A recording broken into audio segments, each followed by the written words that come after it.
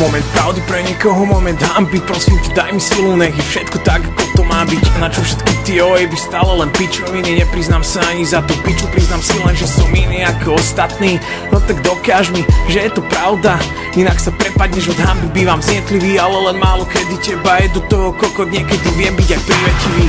Všetko sa dozvieš, ten pravý čas, všetko je v pohode, ja znova začínam.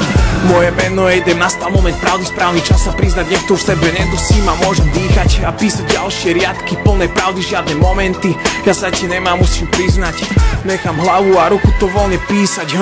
Idem, čo ešte demo 2013. Keby tie kurvy aspoň sem tam povedali pravdu, bolo by možno všetko úplne inak. Štát, v ktorom vládne stovka epkov, do toho ich ojeby a korupcia, ja myslím celkom inak.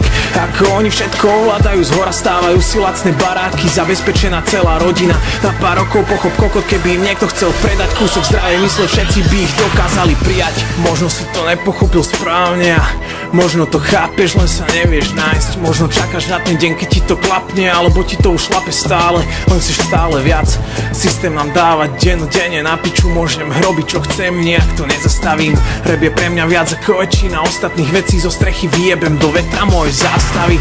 Moment pravdy, ktorý by trval väčšine bez prestávok, už žiadne ojeby a žiadna faloš. To sa mi v tomto štáte nepodarí dosiahnuť, ani keby chodím po rukách jeny v oblekoch, to počujú denne, majú toho dosť, dajú mi bezdôvodne na ruky putá, majú nad všetkým tú najvyššiu moc, v skratke majú všetko čo len chcú, žiadne starosti, pustí si bokom na účet litera maslo, kopec stránky. Keby tie kurvy aspoň sem tam povedali pravdu, bolo by možno všetko úplne inak. Štát, v ktorom vládne stovka epkov, do toho ich ojeby a korupcia, ja myslím celkom inak.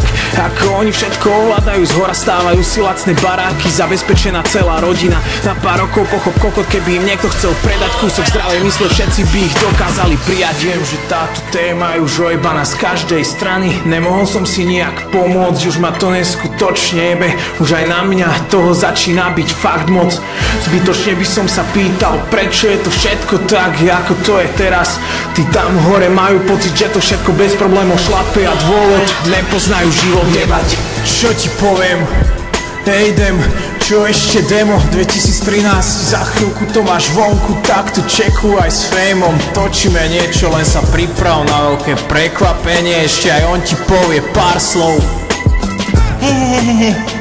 Ty ringla, tak čekuj. Demo, čo bude bolieť.